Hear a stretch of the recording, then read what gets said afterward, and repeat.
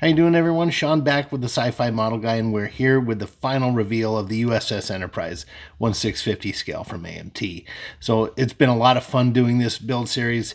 I've learned a lot. I've gotten a little bit more comfortable in front of the camera, gotten a little better at talking, and hopefully a little better at modeling. And I hope you've all learned a little bit too, especially if you're beginning. With that, I'm not going to say much on this, except for in this video, I did a reveal and I was recording it, and I did say that I'm going to do a separate video on the display stand. I've decided to just kind of put those pictures at the end of this one. So after the reveal's over, I will be putting in kind of a slideshow and doing my best to narrate it. I don't know how that's going to go yet. I haven't recorded it, but I'm kind of putting it into the program and I'll be narrating as I go. And that's going to be a first for me. But after the big reveal, if you're interested in seeing kind of how I built the display, you'll see some of that. There again, though, there's no video of that and there's no instructions, and I kind of just took pictures as I went. I will do my best to describe the process for you and some of the things I did and learned, and with that we'll call it a deal. So again, thank you all very much, and I'm already hard at work on the next build series. I've got it right there. Can't reveal it quite yet. We'll do that next week, or in a few days actually, if I can get the videos in there and done. Okay, all said. Again, thank you. Enjoy the video. Let's get on with it.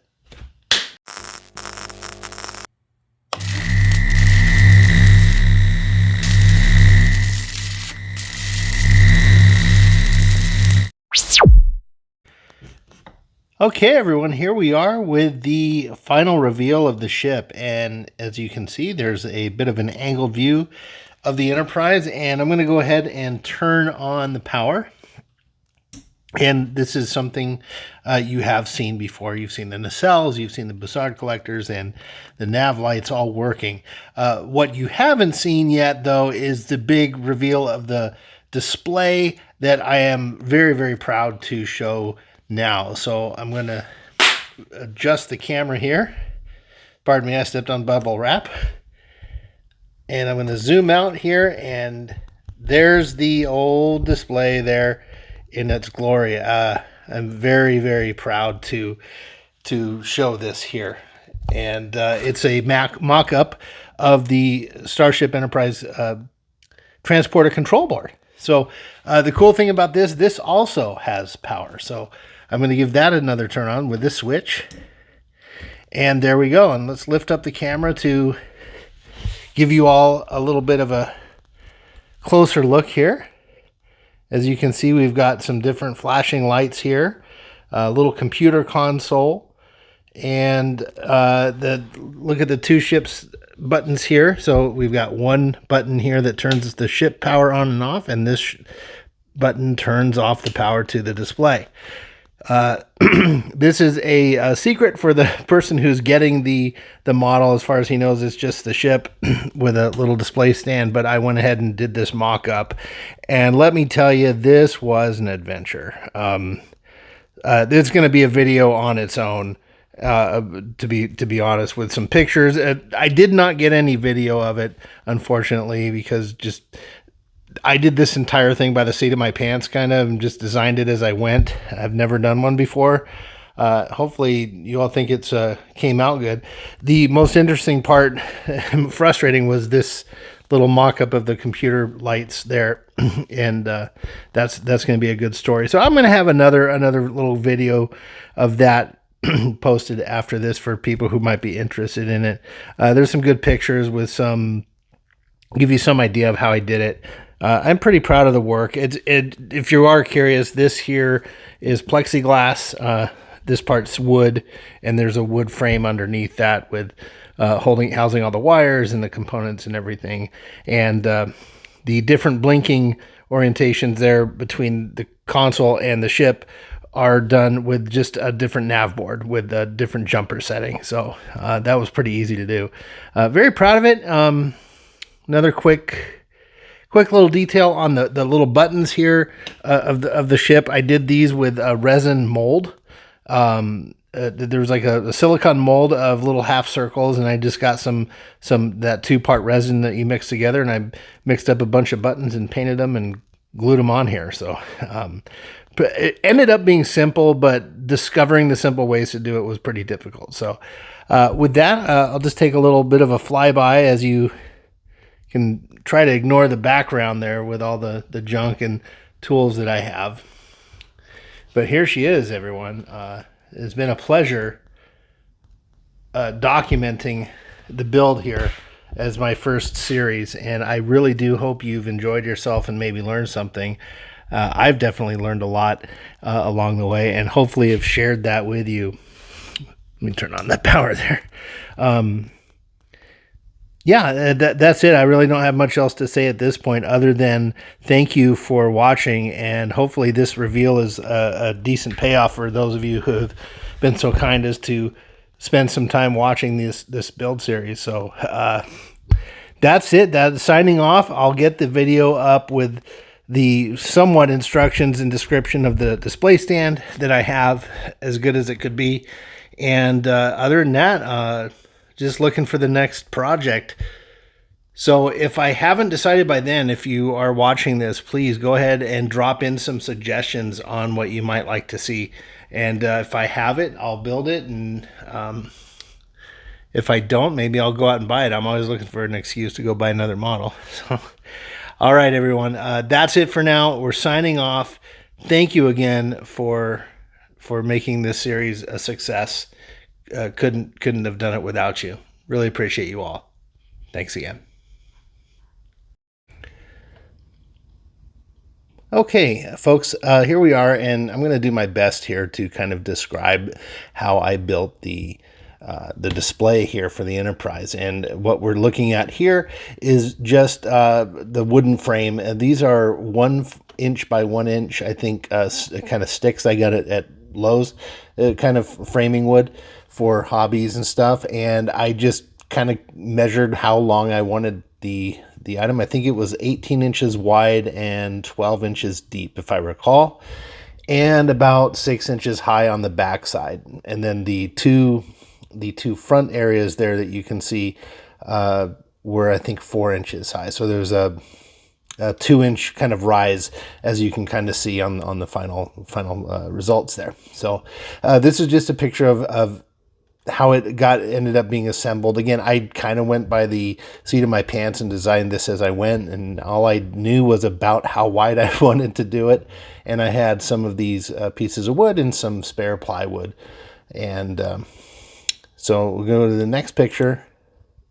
And this is just another angle of the same picture at the same stage of work.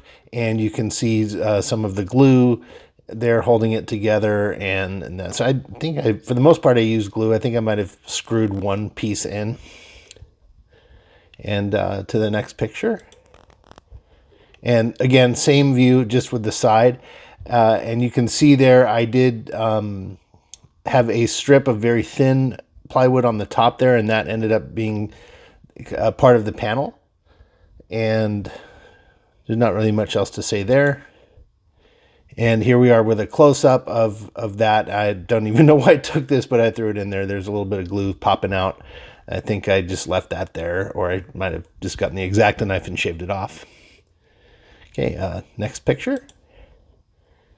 And this is a close-up of the top part of the console where, and this was when it was wood.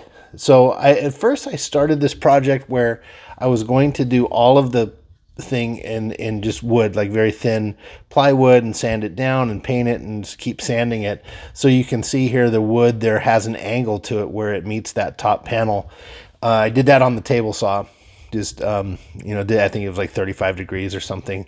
And as I indicated in the previous video, I did not end up using wood. And I think I've got a picture or two coming up here where you'll see what it looked like when I did it all in wood. And I just was not happy with it. So I did move to plexiglass for the entire project.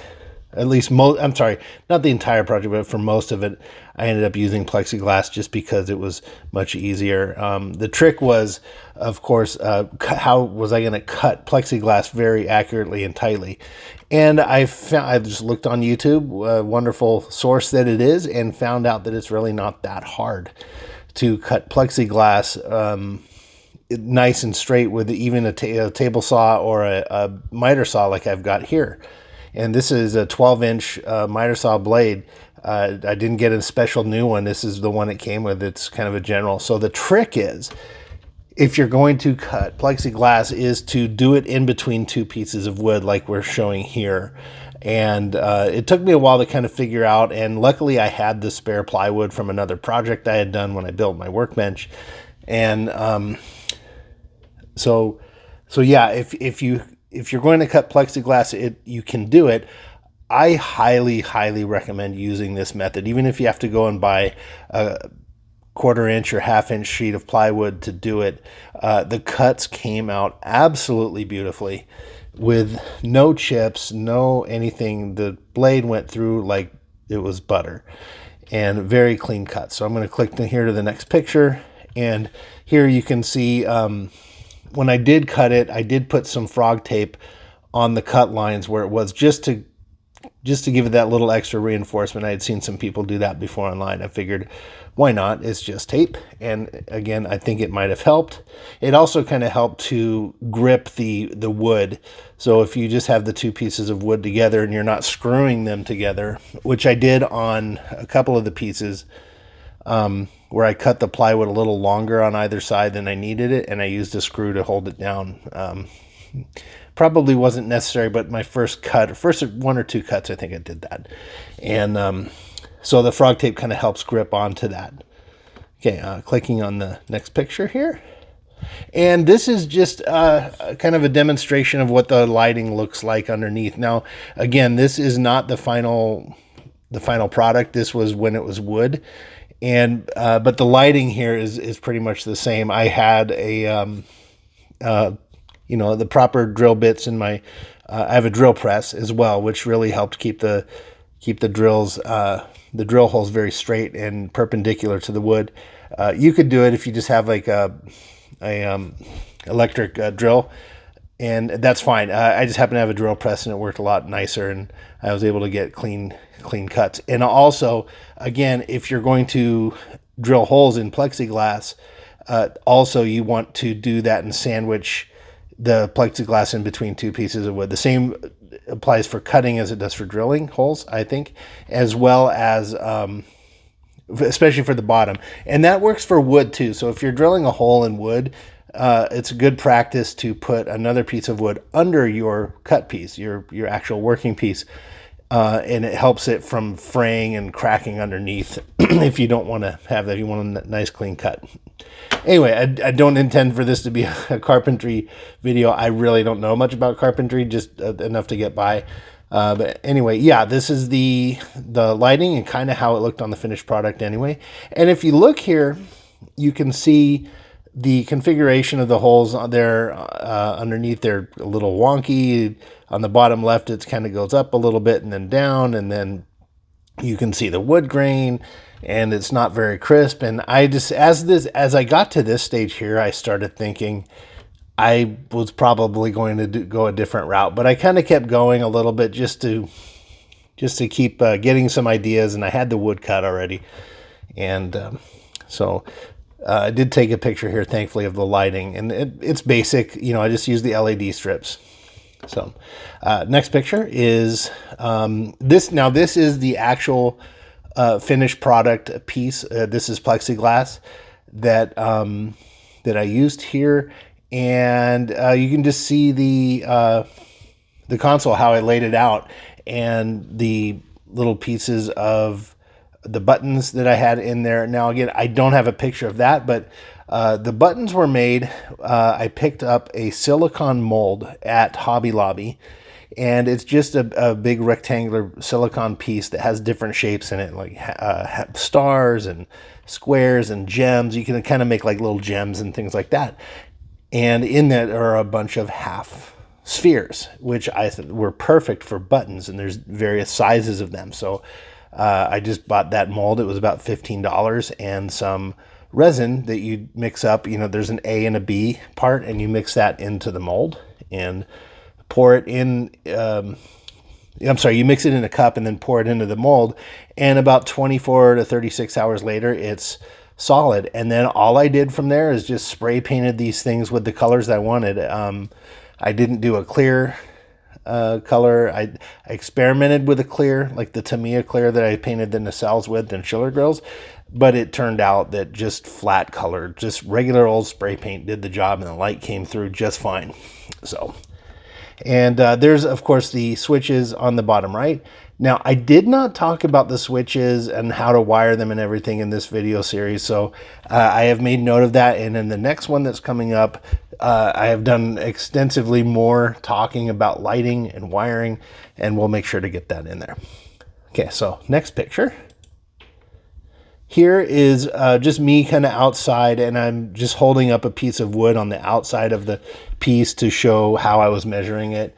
So I basically, I built the, what am I thinking here? I built the consoles, and then I built the sides because they were kind of, again, I was going by the seat of my pants. So I built the basic shape of it, didn't worry about it, and then I held the wood up and drew a line where I wanted to have the cuts, and that's just basically how I did the sides. I didn't pre-measure, I didn't design it on a CAD program or anything. I just basically traced the outline on a little thin piece of plywood.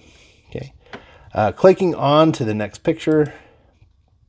Here, now this is interesting. This is the first attempt I made at making the computer console, and as you can see, it's horrible.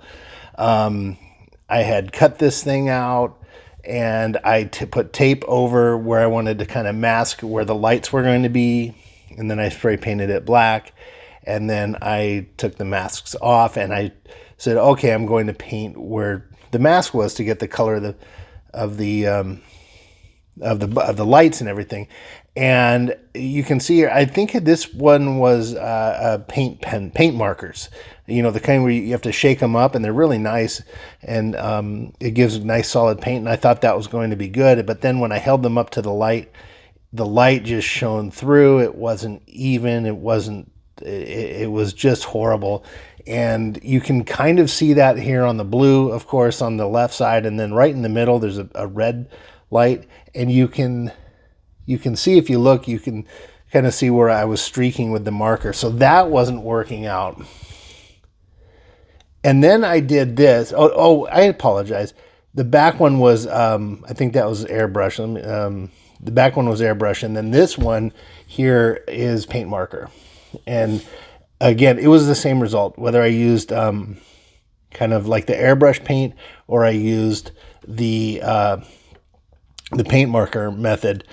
And that didn't work. So moving on here, and again, here's another picture of the first console, and as you can see there, that red light, that's the effect of the paint markers had. I was very disappointed, and I was just scratching my head. How am I going to do this? So the next picture here is the final attempt I had. So I cut a new fresh piece of plexiglass, and I masked it. And again, I just made my own masks with the frog tape the same way I made the masks of the Enterprise windows. So a little bit varying in size here, and that was fine. In the overall scheme of things, you don't really notice it.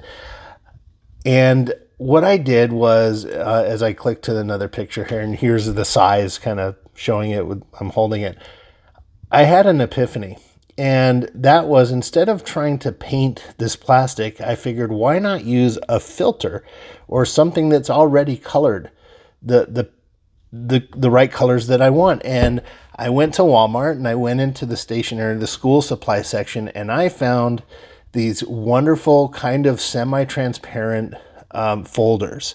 They're plastic, they're multicolored, and they were absolutely perfect. So for $3.25 here, as I click on the next picture, I was able to get these things and cut out various pieces of colored plastic, from these folders with an X-Acto knife. And all I did was glue them on the back of the panel with some CA glue. And then if I wanted to have some varying or some variation in the colors, I just put another one behind it. So on the left side here, you can see the yellow. And then I put an orange one kind of in the middle just to give it a different shade of yellowish orange. And then on the next slide with the green, I think there's some yellow underneath that. And a couple of them I put some extra green to make it a little darker. And then so on and so forth until we, get down the line. And then there's like that red one, the fourth column with one slice of blue that kind of delivered a purplish color. And it was just one of those moments where you are trying various things and then you kind of have that eureka moment and you realize how simple something can be. And this really did the trick. And I was just thrilled with the result. And hopefully you all like it too. And that's it. So basically that's kind of the journey of the console building. Really not much else to say. If I do another custom display, which I will, I will make sure to take more time and make a little bit better video documentation of that to record it for you and everything. So this one, again, was by the seat of my pants. I wasn't even sure if I was going to be able to do it. And I just wanted to knock it out. I had been working on this model for quite a long time and wanted to get it out to my friend there who got it. So anyway, Mike, if you're watching this, this has been the journey for your model. And for all of you out there, I once again thank you very much for your attention and your time and patience with me as we learn this together. And I can't wait to give the reveal video of the next model that's coming up, and I hope you'll all like it. So with that, we'll call this series completed and we'll put it to bed. Happy modeling, everybody. Thanks again.